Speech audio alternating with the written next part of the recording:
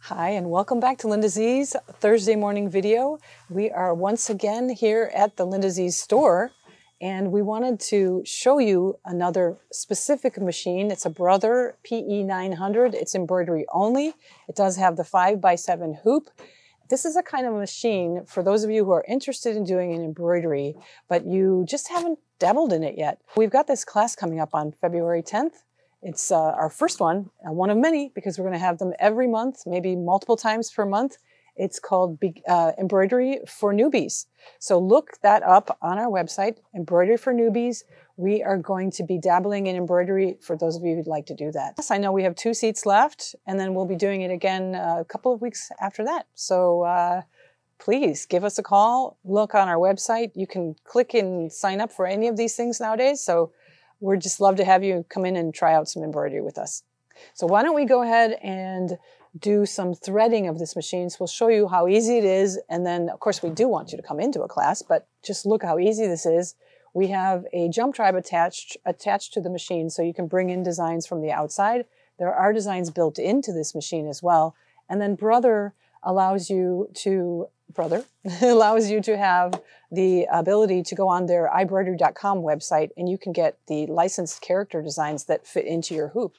So the machine does come with an empty bobbin, but for just showing you today, we decided to put in one of our pre-wounds that Brother makes, which is 60 weight bobbin thread. So we could have wound some thread onto their empty bobbin that comes with it, but here we've got this pre-wound that we're using from our stash here at the store. And we just pop open the bobbin case. It's going to be a drop-in bobbin. They have a diagram right here how to do that. So it looks like that. It looks like a P. So we put it in to the bobbin area, and then we just follow the curves. It's going to hook into the bobbin case area, and then around the arch.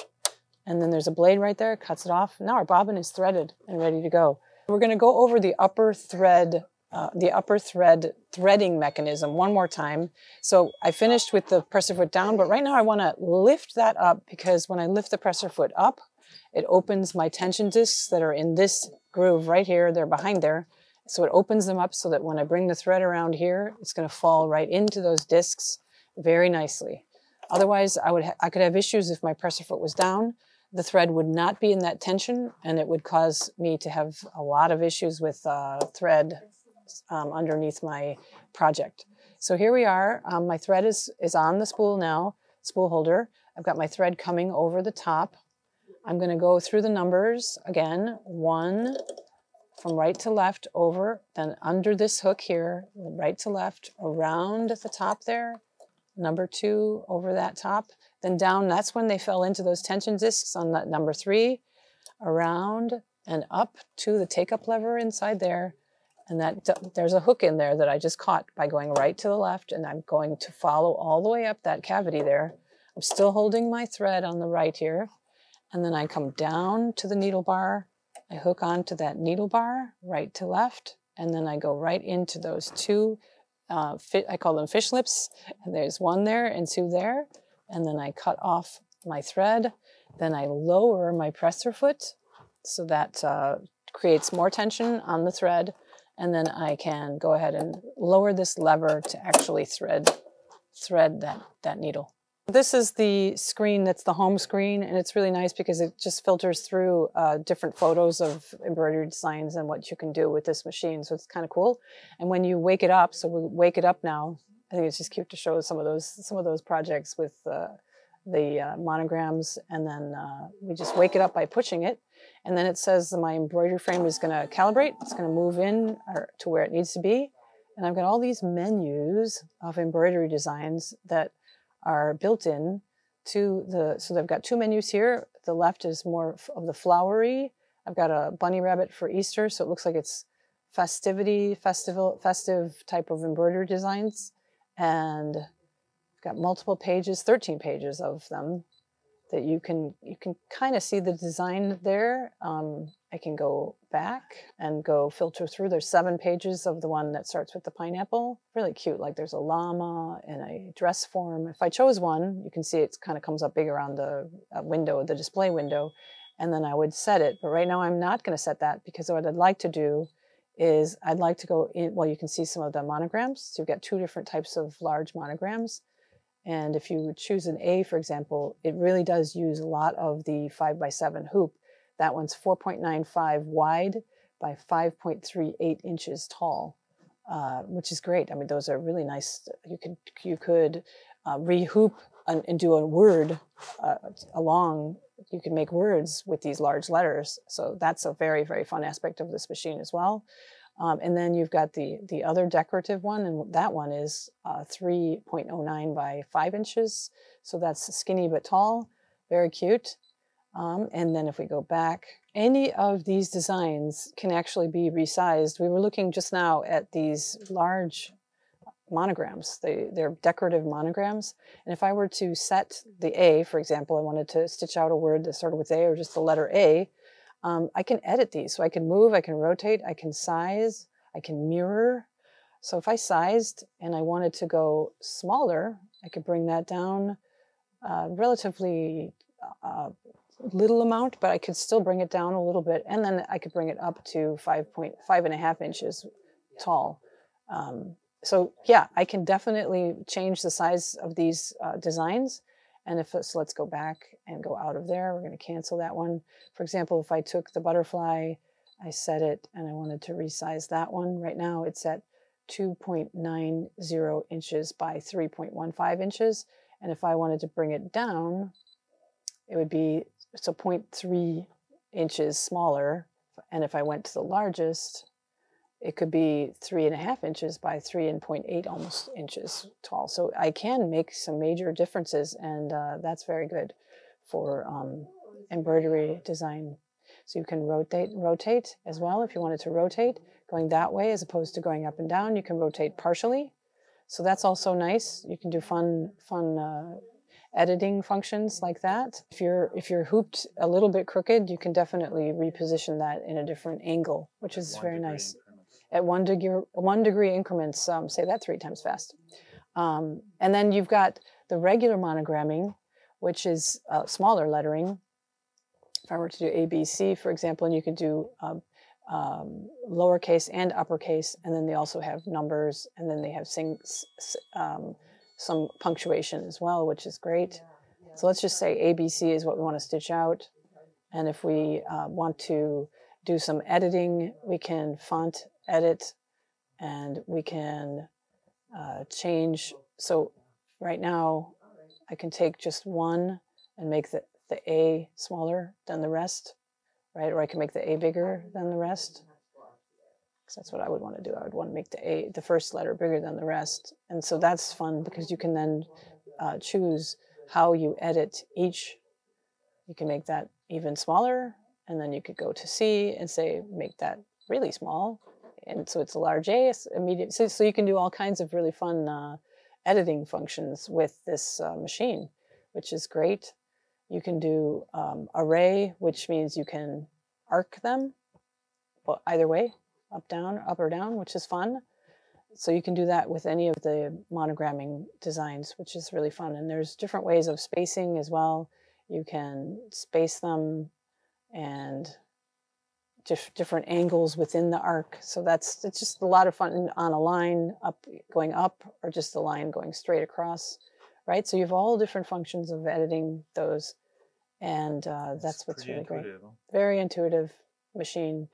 Okay, so let's go. What else did I want to show you here? Yeah, you could add your density. You could, if you feel like you needed more stitches in there, you could add more stitches in there.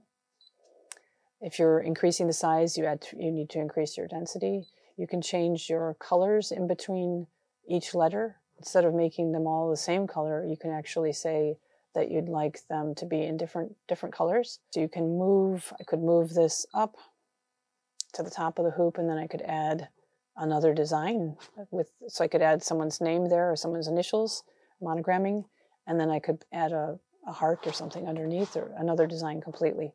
Okay, so the other thing I wanted to show you besides all of that, and there's so much you can do there, is I wanted to show you before I show you the jump drive, you can make labels in this machine. So for quilters out there, this is fabulous for making labels. And so if I chose a label like this one, for example, which is very common on quilts, I can set that, and then I can resize it, make it a little bit larger, for example.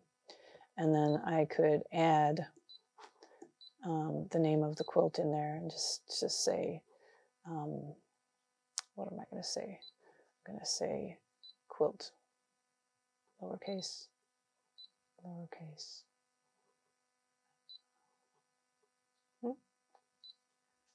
Quilt. Quilt. So I have the word quilt up here. So that's quilt. I can set that. I can move that to, well, that's the center of my outline there. So that's the center of the hoop and the center of the outline of the board. What you call that? The outline of the quilt label, the border of the label. Yeah. So I can basically just quilt this. So first I would do the outer outline of that, and then the second one would be to stitch out the word quilt in the inside. And again, you can choose the colors that you want of the thread. You could have a color that's different from on the outside than from the letters on the inside. And if I wanted to also, I could change each individual letter by doing that monogram editing function inside there as well. So that's quite fun for quilters out there to make their labels like that. And you can label anything, you can do any kind of wording, it's very fun. So that's that. And then I wanted to go into the jump drive that I have here on the side. And so here is, so if I had saved, let me go back, if I had saved designs from a jump drive onto the machine, this is where I would go for that. Right now there's nothing because it's a brand new machine. So, but if I had brought in a design and I wanted to keep it on this machine, I could, that's where I would put it, is in there, into that memory. This is Wi-Fi capable, this machine, so you can actually speak with a scan and cut, or with another machine in your house. You could actually speak back and forth by sending your designs back and forth. So that's, so if you are creating an applique on a design, you can actually send the part of your design that is part of the applique over to your scan and cut machine, and it will cut that piece of fabric out for you at the scan and cut, and then you can just come back and place your applique onto your applique design. So what I wanted to show you was the jump drive is this design, this button right there, and I have different Kimberbell Jubilee designs that are in there. Like that's some, oh, come on, one time, press it once, there we go. And that one is Hello Winter with a snowman. And I think the hat is going to be an applique. So that fits pretty much my entire hoop, so I'm not going to edit it too much. You can go to embroidery, and then you can see, if you can zoom in on this upper right hand corner over here, it shows me what is going to stitch out first. So it looks like it's the snowman body.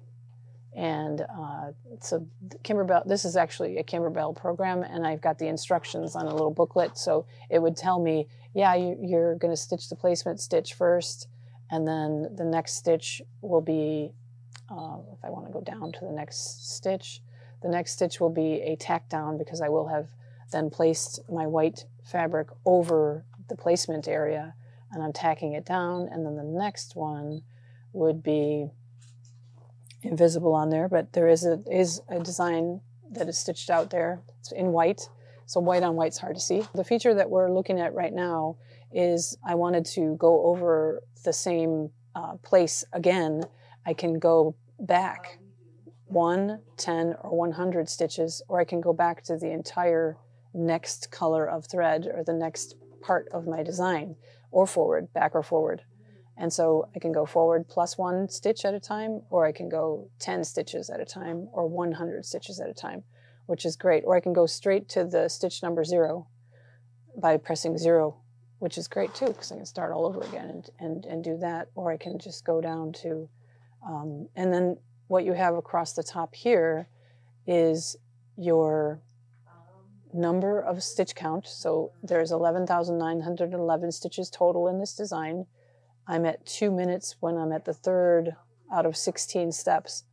I'm at 2 minutes out of 25 minutes total of sewing time. Okay, well, thank you for tuning in today to watch our little program about the PE900 Brother Embroidery Only machine. If you are in the market, or any of your friends are in the market for an embroidery machine, you know where to come. Come right here to LindaZ's, and we'd love to show you how to do this. And we'd love to get you the perfect machine for you and your needs. Thank you, and have a wonderful day.